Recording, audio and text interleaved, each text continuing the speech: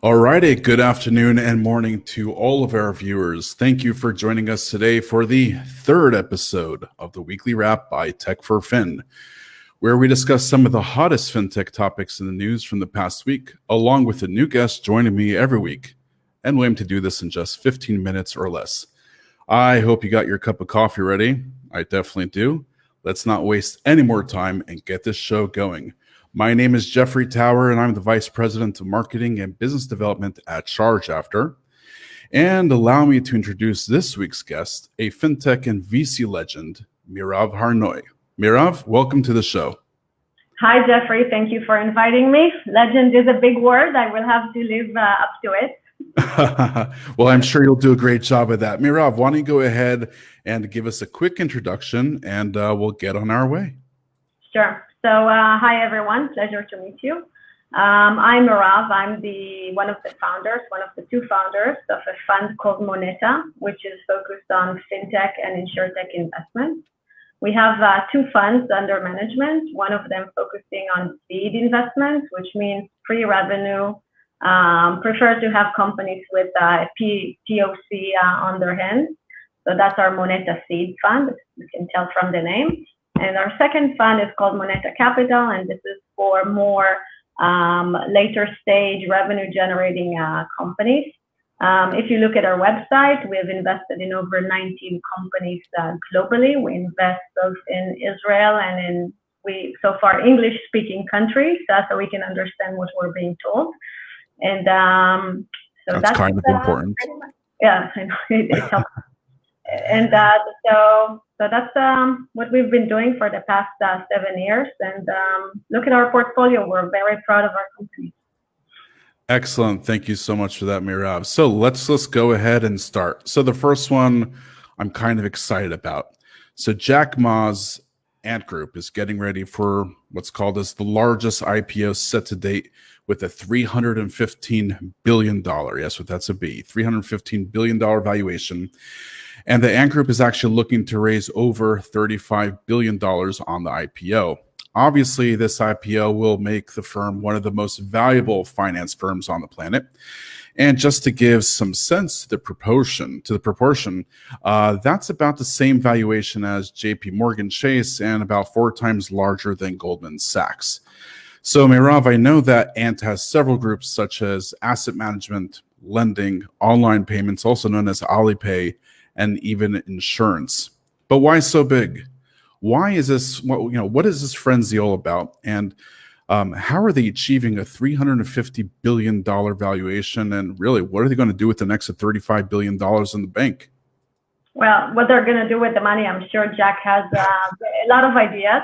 But let's start with your first question, actually. Sure. So if you start from the top, you would see that Ant Financial is part of this GAFA program that we mentioned sometimes in Fintech, which means that these tech giants, Google, Amazon, Facebook, Ant Finance, and so on, are the biggest risks for the incumbent banks. And I think Ant Financial is the first bird in I would say a fly out of several birds, which we will see in the next years, all depending on the regulators' ability to let them roll out their wings and start rocking. So I think when you look at it from why is it so big, why is the valuation so high compared to the incumbent bank, it would be very interesting to compare Macy's to Amazon. Both of them are retailers. They all sell a lot of products in their stores. Macy's even has a big online store with free shipping to Israel to all of you who care.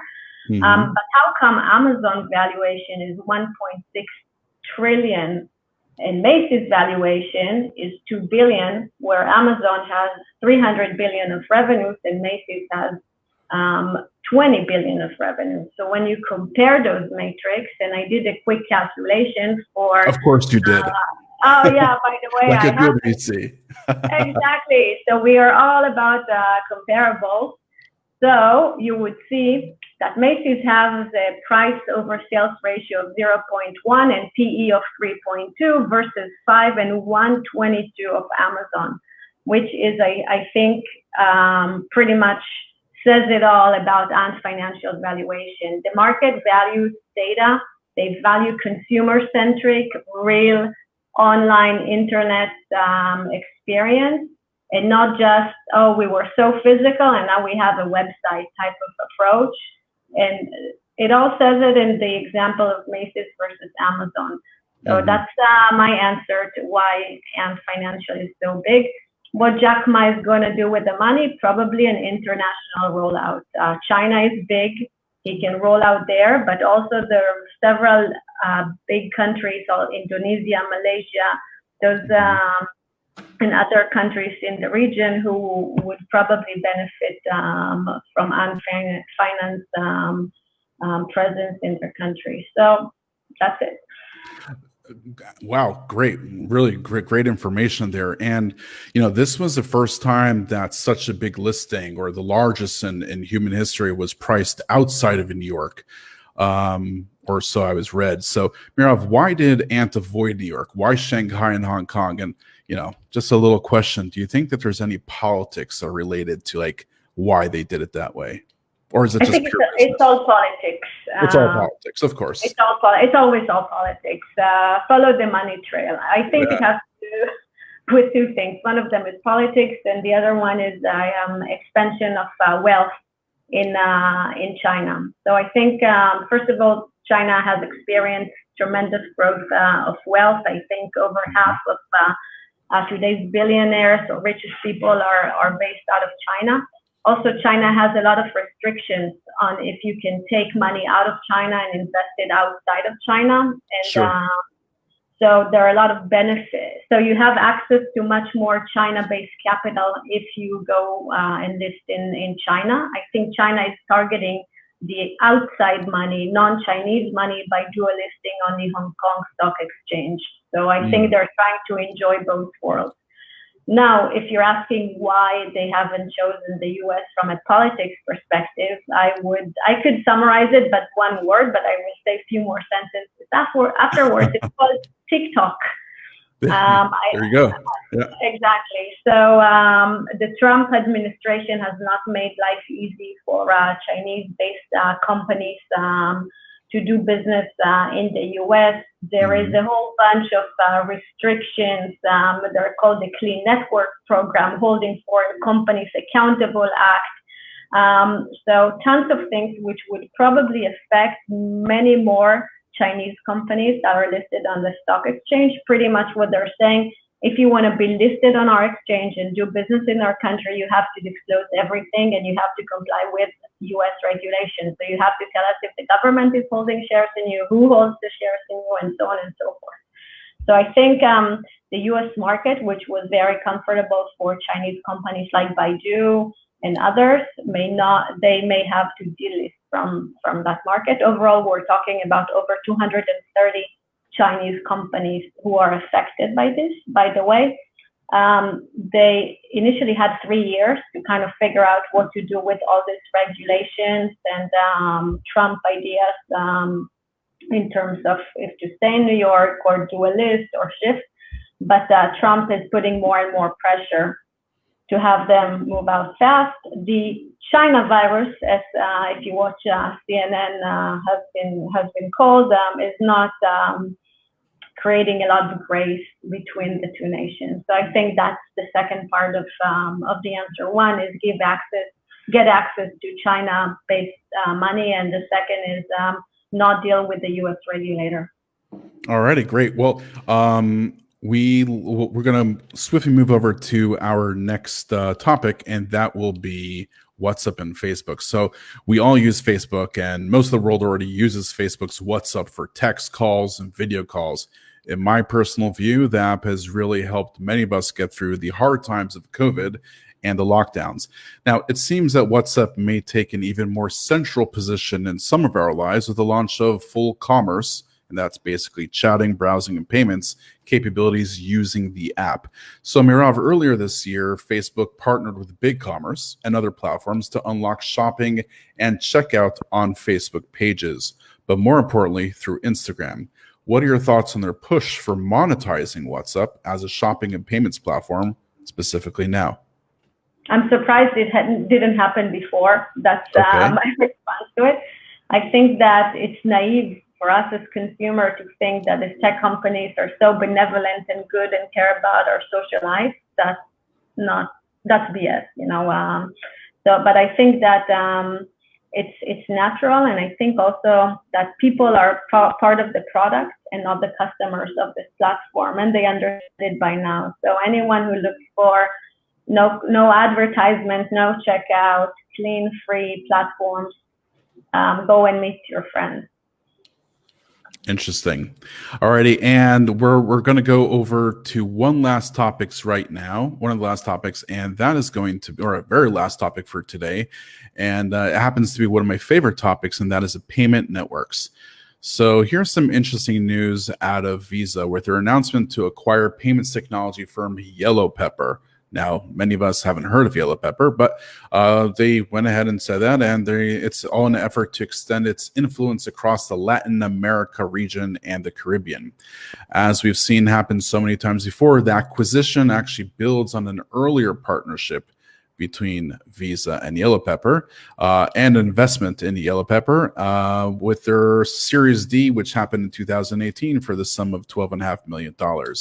Actually, regional president for Visa's Latin America and the Caribbean, Eduardo Colio, says that Yellow Pepper's technology, which acts like a universal adapter, will be key to build on our network of network strategy. He actually said that with quotations, to become a single point of access for initiating any transaction type and enabling the secure movement of money. So, Meirav, what can you tell me about this move by Visa and its acquisition of Yellow Pepper? Yeah, so first of all, I think Visa is a great company. I think Absolutely. They really understand that the world is shifting, and their ability to rely on the big banks as their key distribution channels is kind of like gone, will not exist for many more years. They're working very hard on their Visa Direct program, so that's one thing. And I think they understand beautifully that the world is shifting to API-based economy, where financial services are part of services that are offered otherwise. So just like, Amazon providing credit cards to its customers, that's financial services on top of another platform. So I think this whole concept of Visa acquiring Plaid, for example, and now Yellow Pepper and so on, pretty much plays on this API approach. The market is moving to APIs. Everything needs to connect very quickly. So that's one angle of it. The second angle of it is that Visa's methodology of doing due diligence about its major acquisitions usually starts with an investment, a small investment, a larger investment in companies. And this could be an interesting message, by the way, to those startups listening here, is companies don't just go out and buy, oh, hey, I read about these guys in the internet. I would like to buy them and acquire them and spend my time and my energy and connect my teams with them. Relationships start with dating. So just like in the case of Yellow Pepper and with others, when you guys plan your exit strategy and so put in your KPIs, who are the target candidates, and start your dating scene with them. Run into them in a bar or anything of that sort. I love that analogy. It's great. Early on in the relationship, actually, that's how my brother's company got acquired. He found out company? It was acquired by Digital Globe. It was called Tom Nod out of San Diego. So anyhow, just know who you're going to be dealing with and start early on the engagement. You will always have the option to say no, thank you. So that's that's my message. All right. Well, that is time. Thank you, everybody, for joining us today for episode 3 of the Weekly Wrap by Tech for Fin. Meirav, thank you so much for joining us all today and sharing your priceless input on the hottest topics in fintech news. Please make sure to join us next week for episode 4. Same time, same place, same host, new guest. I've been Jeffrey Tower. Stay safe and be well, everybody. Thank you, everyone. Thank you.